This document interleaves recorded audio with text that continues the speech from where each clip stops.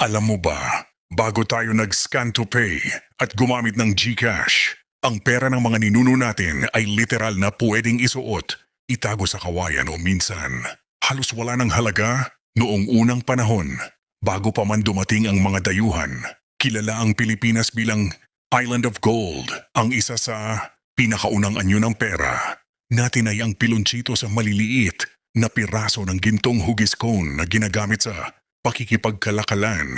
Pero kapag walang ginto, uso noon ang barter trade. Halimbawa, ipagpapalit mo ang bigas para sa tela o isda para sa palayok.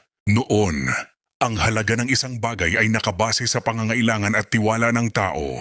Pagdating ng mga Kastila, nagbago ang sistema ng pera. Dinala nila ang mga bariyang pilak mula Mexico at Espanya na tinawag ng mga Pilipino na Hilis Kalamay dahil kahawig daw ito ng hiniwang kakanin. Dito rin nagsimula ang paggamit ng salitang piso mula sa peso na ibig sabihin ay timbang. Habang tumatagal, naging simbolo ng kapangyarihan at kalakalan ang mga barya at papel na pera. Noong panahon naman ng mga Amerikano, naging mas organisado ang pera sa Pilipinas at itinugma ang halaga nito sa dolyar.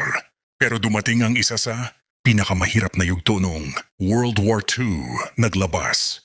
Ang mga Hapones ng perang tinawag na Mickey Mouse Money. Bakit ganoon ang tawag? Dahil halos wala itong halaga.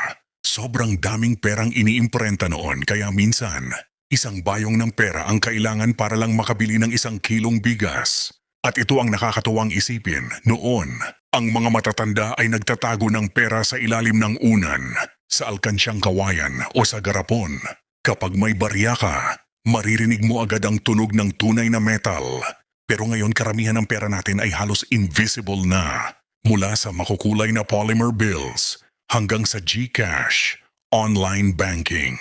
At QR codes, isang pindot lang sa cellphone, bayad na agad. Pero kahit gaano nagbago ang itsura ng pera mula sa gintong pilonchitos hanggang digital wallet, iisa pa rin ang tunay na halaga nito. Ang pawis, sipag at diskarte ng bawat Pilipino. Ikaw, naaalala mo pa ba noong ang 5 piso mo ay marami nang mabibili?